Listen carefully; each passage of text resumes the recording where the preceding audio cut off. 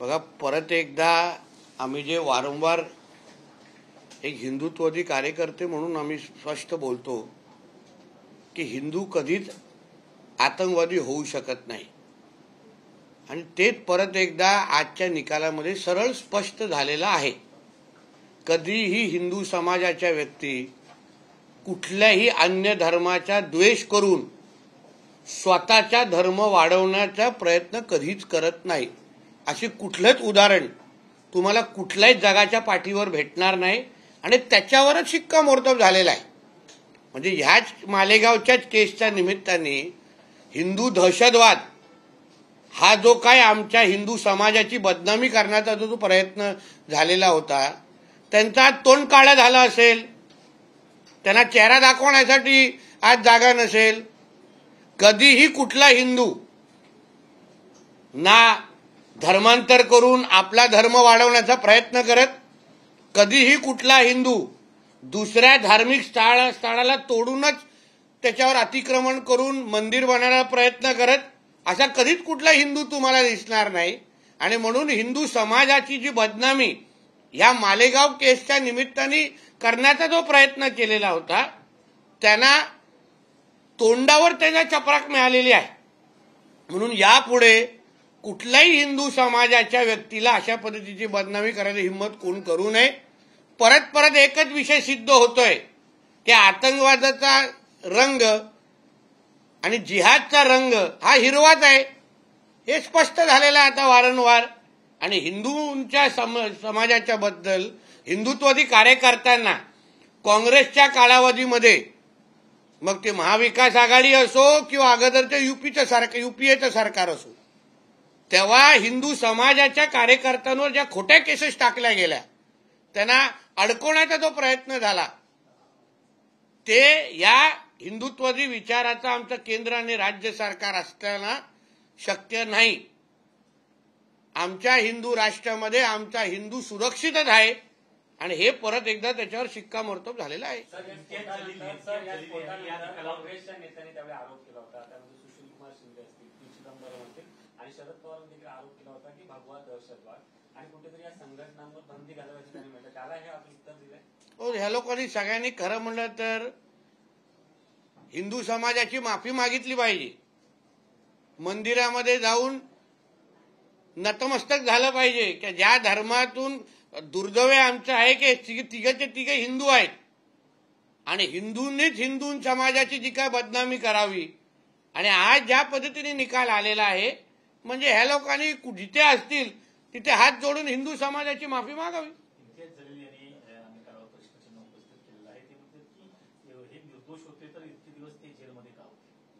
असं आहे, कारण का अशा पद्धतीच्या पुरावे चुकीच्या पद्धतीने ह्यांच्या विरुद्ध तयार केलेले। अगर तुम्ही बारकाईने त्यांच्या वकिलांची अगर माहिती अगर वाचली असते, ऐकली असेल, जे त्यांनी जे जे पुरावे हे लोकांनी सादर केले ते कुठलेही सिद्धच करू शकले नाही कोर्टामध्ये, ना त्या सीडी सिद्ध करू शकले, ना जे काय विटनेस उभे केले तेही सिद्ध काय करून दिले शकले नाही।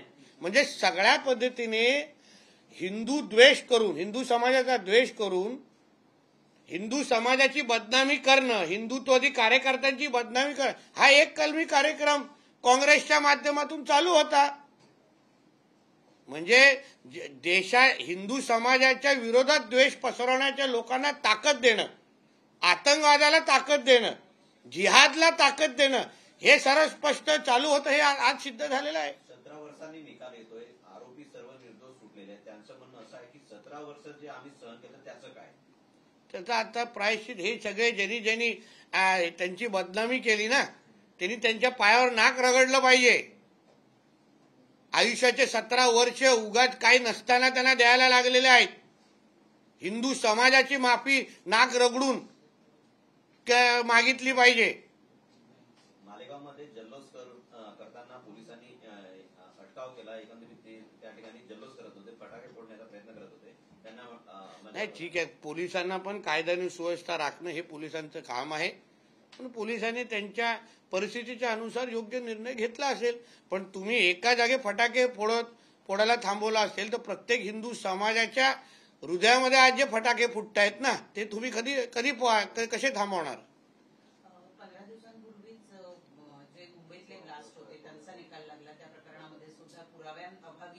सगळ्यांना निर्दोष सोडण्यात आलं. आता याही प्रकरणामध्ये पुराव्याअभावी सगळ्यांना निर्दोष सोडण्यात येते. त्यामुळे पोलीस प्रशासनाची जी किंवा जे तपास यंत्रणा आहे, काही जणांनी असा आरोप केलाय की जाणीवपूर्वक हिंदुत्ववादी संघटना यामध्ये इन्व्हॉल्व्ह होत्या, त्यामुळे योग्य पद्धतीनं तपास करण्यात आला नाही, पुरावे योग्य पद्धतीनं गोळा करण्यात आले नाही आणि त्यामुळे ते आज सिद्ध करता आले. हो, कारण का त्यावेळीच्या काँग्रेस सरकारने त्यांना हिंदू द्वेषच करायचं होतं.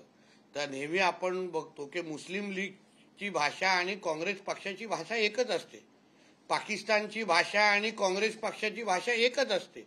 म्हणजे आमच्या ह्या राष्ट्राला, हिंदू राष्ट्राला इस्लाम राष्ट्र बनवण्यासाठी ज्यांनी षडयंत्र जे करतायत, गजवाय हिंद करणारे जे लोक आहेत, त्यांचीच भाषा आतापर्यंत काँग्रेस आणि त्यांचे लोक बोलत आलेले आहेत.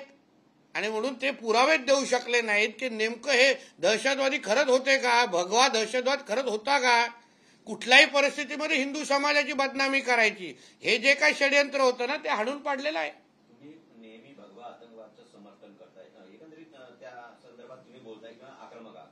या एकंदरीत निर्णयाने तुमच्या मनाने जे भगवा आतंकवादाला दोष देतात किंवा त्या अनुषंगानं वागत नाही, त्याला सिद्ध केलं एकंदरीत कोर्टाचे जे निरीक्षण आलं. मग आम्ही पहिल्या दिवसापासून बोलतो हिंदू हा कधीच आतंकवादी होऊ शकत नाही.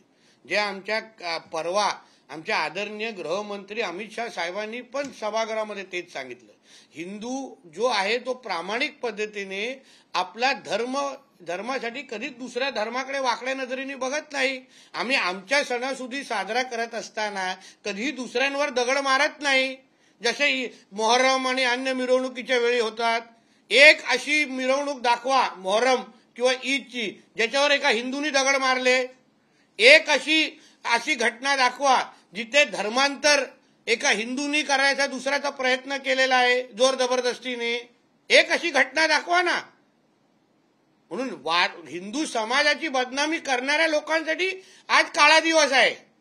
आणि म्हणून परत आम्ही सांगतो की जे जिहाद करणारे लोक आहेत, जे लव जिहाद, लँड जिहाद सारखे विष आमच्या समाजामध्ये पेरतात ना, त्यांनी काहीतरी हिंदू धर्माकडून काहीतरी शिकावं. तसंच आमच्या सगळ्यांचा मूळ धर्म हिंदूच आहे. म्हणून ह्या निमित्ताने परत सगळ्याच जणांनी हिंदू धर्मामध्ये यावं.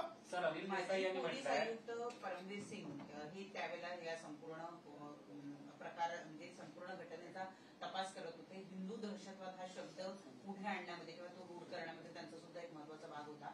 आता जेव्हा या सगळ्यांना निर्दोष सोडलेले आहे, तर परमवीर सिंग यांची चौकशी करावी. बघा, प्रत्येकाने ज्यांनी हिंदू समाजाची बदनामी करण्याचा प्रयत्न केला ना, मग काही हिंदू दहशतवाद, त्याच्यामध्ये काही अधिकारी तुम्ही जसं म्हणता, काही राजकीय नेते पण होते. ते कुठल्या आधारावर बोलत होते?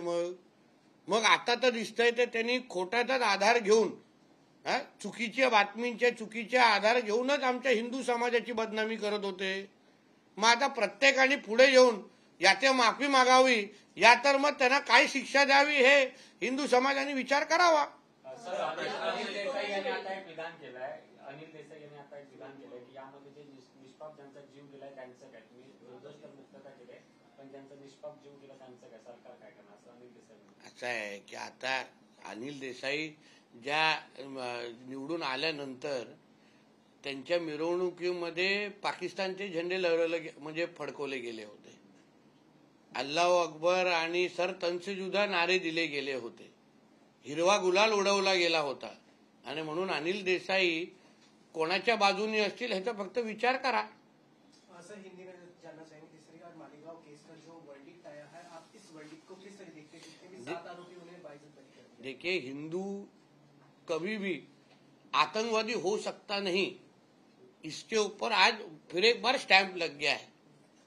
हाँ, हिंदू समाज का कोई भी व्यक्ति अपना धर्म बढ़ाने के लिए कभी किसी धर्म को कभी चोट पहुंचा नहीं सकता, किसी का धर्मांतर कर नहीं सकता. जो लव जिहाद, लैंड जिहाद करने वाले लोग हैं, उनमें और हिंदू समाज के लोगों में कितना बड़ा फर्क है, आज ये केस के माध्यम से फिर एक बार उसके ऊपर स्टैंप लग गया है. इसलिए हमारे हिंदू समाज की बदनामी करने वाले जो ये जिहादी मानसिकता के लोग हैं, जो कभी कभी कोई हिंदू भी होते हैं, क्योंकि भगवा दहशतवाद, सैफ्रॉन टेररिज्म जिसने कहा है, उसमें तो हिंदू भी कोई लोग हैं. तो इन्होंने, इनका भी मुंह काला हो गया है. इन्होंने हिंदू समाज की माफी मांगनी चाहिए. भर खुले चौक में नाके पे इनको खड़ा करके हिंदू समाज को बोलना चाहिए अभी इनको सजा दो, क्योंकि सालों साल हिंदू समाज की बदनामी करने के लिए इन्होंने दिन रात एक कर दिया है। आखिर में इनको हमारे कोर्ट ने न्याय दे दिया है। सर लेकिन अगर देखा जाए उस वक्त कांग्रेस की सरकार थी और कांग्रेस से क्या साजिश के तहत इन सब लोगों को अरेस्ट किया गया था और जो 17 साल तक अब ये पूरा जो केस चला। जिनको भगवा से एलर्जी है ना, उसमें सबसे एक नंबर पे कांग्रेस पार्टी है। कांग्रेस पार्टी और मुस्लिम लीग की एक ही भाषा है। कांग्रेस पार्टी और पाकिस्तान की एक ही भाषा है। जो पाकिस्तान के लोग बोलते हैं वही कांग्रेस वाले लोग बोलते हैं। इसलिए इनको कोई भी हिंदुओं की किस तरह से बदनामी हो सकती है। आज कोर्ट में क्या सिद्ध हो गया कि जो कोई विटनेसेस दिए थे वो खड़े हो नहीं सके, जो कुछ भी प्रूफ दिए थे वो सब झूठे निकले। मतलब इन्होंने एक फर्जीवाड़ा तैयार कर दिया था, झूठा केस तैयार किया था और हिंदू समाज की बदनामी कैसी हो इसके लिए इन लोगों ने दिन रात एक कर दिए थे। सारी के सारी गवर्नमेंट यंत्रणा लगाई थी। मतलब इनको हिंदुओं को झूठा ही ठहराना था। हिंदू राष्ट्र में रह के, हमारे ही जमीन पे रह के, हमारा ही खाके, हमारे से ही बड़े होके जमीन से अगर ये लोग अगर नमक हरामी करते रहेंगे ना तो इनको सजा ही मिलनी चाहिए। ये लोग देशद्रोही लोग हैं, ऐसा मैं कहूंगा। सर विक्टिम्स का भी कहना है कि विक्टिम जो है, जो उस वक्त में जो भी कुछ हुआ था, उनका भी कहना है कि हम हाई कोर्ट में अपील करेंगे, अभी तक हमें इंसाफ तो मिला नहीं है। किससे देखेंगे सर आप? अभी इस तरह जो आज कोर्ट में आया है, जो निकाल दिया है वो सभी चीज को देखने के बाद ही कोर्ट ने दिया है। सारे अगर पुरावे अगर उन्होंने प्रूफ अगर दिए रहते तो आज कोर्ट ने इनको निर्दोष मुक्त नहीं किया रहता। तो इनको जिनको डेमोक्रेसी में जो अधिकार दिया वो कर सकते हैं आगे। सर लेकिन भगवा आतंकवाद जो शब्द था वो उस वक्त इस्तेमाल किया गया था। भगवा आतंकवाद के चलते जिस तरीके से 7 लोग को अरेस्ट किया गया था, क्या पूरी तरीके से साजिश का? देखो, भगवा कभी भी आतंकवादी हो नहीं सकता। आतंकवाद का एक ही कलर है, वो हिरवा है, हरा है। और वो बार बार वही सिद्ध हो गया है। पहलगाम में सिद्ध हुआ है, बार बार सिद्ध हुआ है। भगवा आतंकवादी नहीं हो सकता। आतंकवाद का कलर सिर्फ हरा है और हरे को जिस तरीके से बार बार हम लोगों ने देखा है उसमें सजा आगे जाके मिलने ही वाली है। इसलिए जो कुछ भी कोशिश है वो भगवा को बदनाम करने की कोशिश हुई थी। आज वो कोशिशों को उनको मुंह पे खानी पड़ी है। काही हिंदुत्ववादी संघटना ज्या होत्या, या प्रकरणानंतर त्या सगळ्या काही संघटनांवर बॅन करण्यात आलेलं होतं। अगदी आरएसएस वर सुद्धा बॅन करा अशी मागणी त्यावेळेला झालेली होती। आता हा निकाल लागल्यानंतर बॅन केलेल्या या ज्या संघटना आहेत त्यांना बॅन मधून बाहेर काढण्यात नक्की करा, कारण त्यांच्यावर अन्याय झालेला होता ना।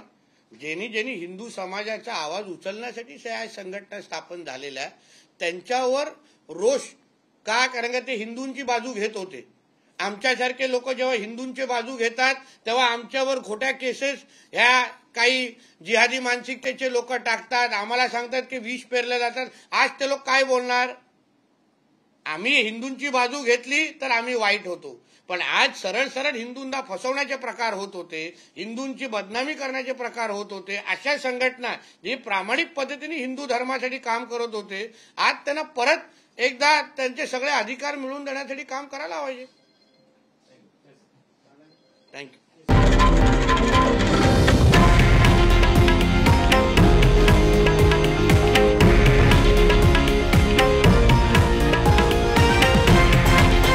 हे आहे देशातील नंबर 1 न्यूज नेटवर्क आणि आपण पाहत आहात TV9 मराठी, एकमेव।